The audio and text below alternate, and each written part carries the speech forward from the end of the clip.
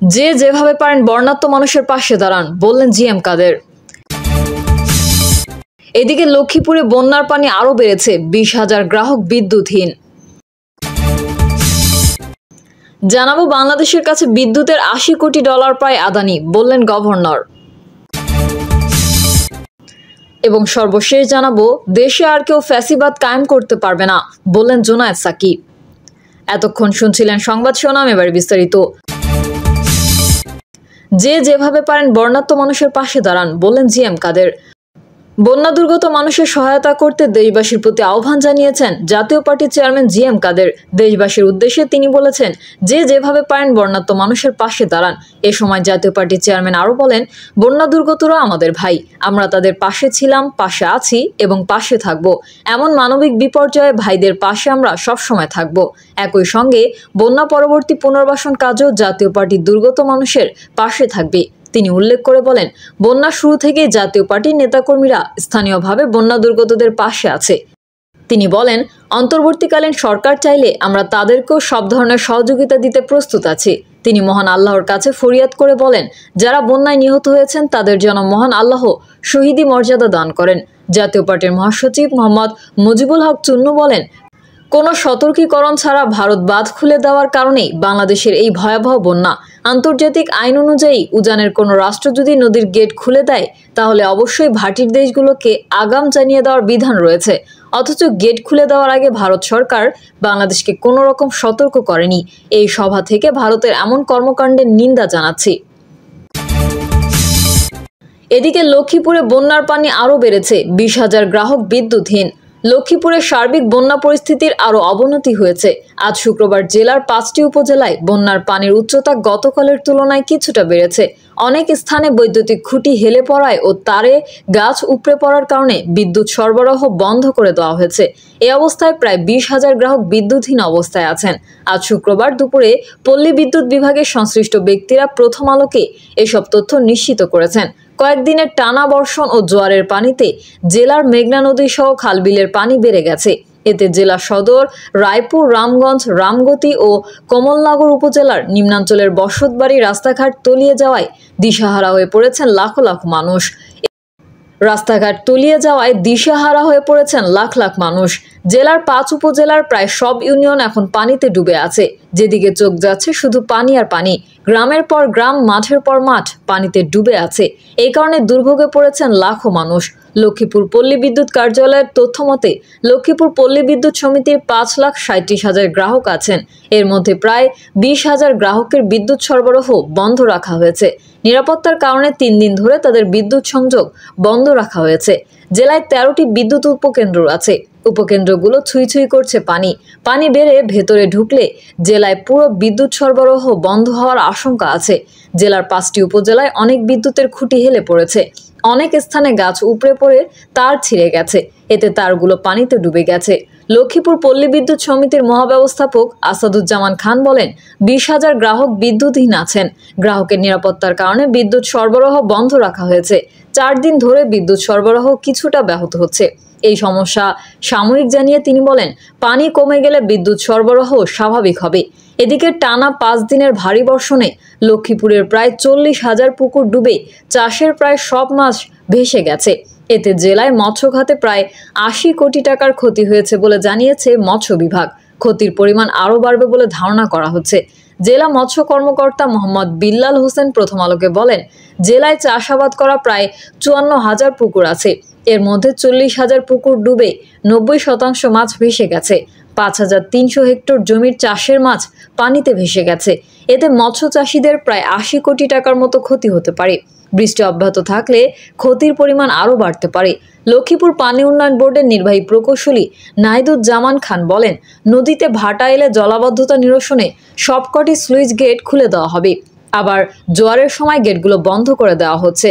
সার্বক্ষণিক তাদের কর্মীরা পর্যবেক্ষণে আছেন। এখনও মেঘনা নদীর পানি বিপদসীমার উপর দিয়ে প্রবাহিত হচ্ছে। এতে নিম্নাঞ্চলের বসতবাড়ি রাস্তাঘাট তলিয়ে গেছে। 1-2 দিনের মধ্যে পানি ধীরে ধীরে কমতে পারে।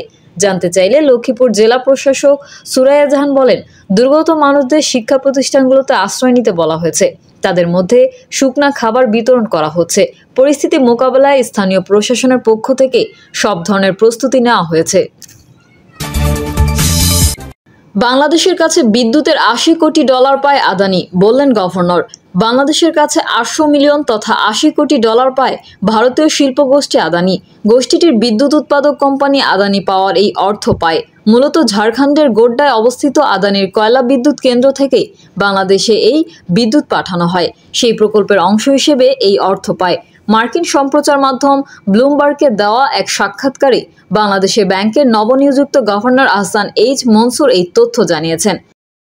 গভর্নর বলেছেন, আমরা যদি তাদের এই অর্থ পরিশোধ না করি তারা বিদ্যুৎ সরবরাহ বন্ধ করে দেবে। এ বিষয়ে জানতে চাইলে আদানি গ্রুপের মুখপাত্র কোনো মন্তব্য করতে রাজি হননি। অভ্যন্তরীণ আলোচনার সঙ্গে পরিচিত একাধিক ব্যক্তির নাম প্রকাশ না করার শর্তে জানিয়েছেন, তবে বিদ্যুৎ উৎপাদনকারী আদানি পাওয়ারের এখন পর্যন্ত সরবরাহ লাইন কাটার কোনো পরিকল্পনা নেই। তবে অর্থ না প্রদান করা হলে ঋণদাতা ও কয়লা সরবরাহকারীদের চাপের মুখে পড়তে পারে আদানি গ্রুপ। তারা জানিয়েছেন, এই সমস্যার সমাধানে আদানি পাওয়ার বাংলাদেশ সরকারের সঙ্গে আলোচনা করছে। ভারতের প্রতিবেশী দেশগুলোতে ক্রমেই নিজেদের জায়গা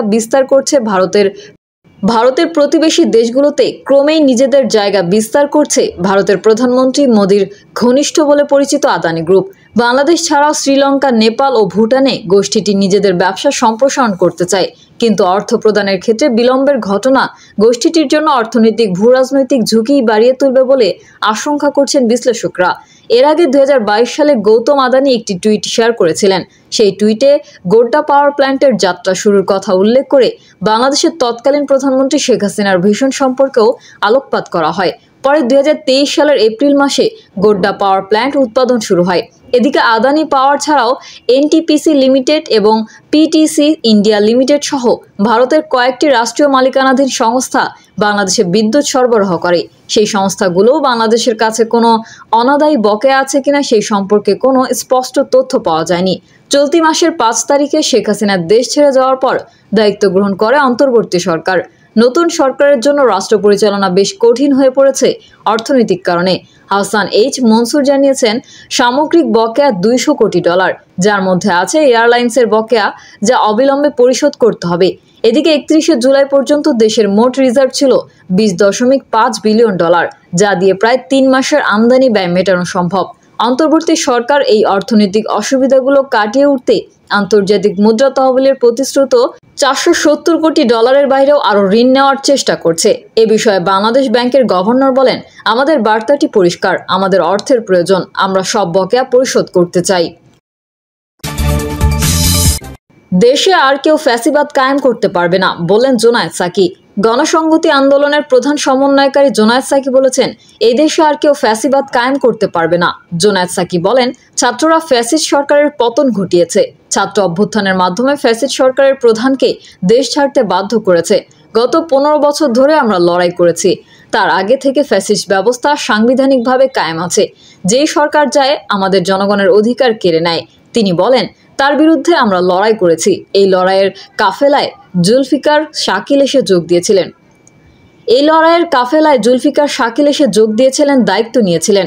রোববার 4ই আগস্ট শাকিল মিরপুর 10 নম্বর গোল চত্বরে প্রতিরোধ গড়তে গিয়ে যুবলীগের লোকদের গুলিতে মাথায় আঘাত পেয়ে 7ই আগস্ট মৃত্যুবরণ করেন তিনি আরও বলেন, অন্তরের অন্তঃস্থল থেকে শাকিল সহ সব শহীদদের প্রতি অন্তরের অন্তঃস্থল থেকে শ্রদ্ধা জানাই।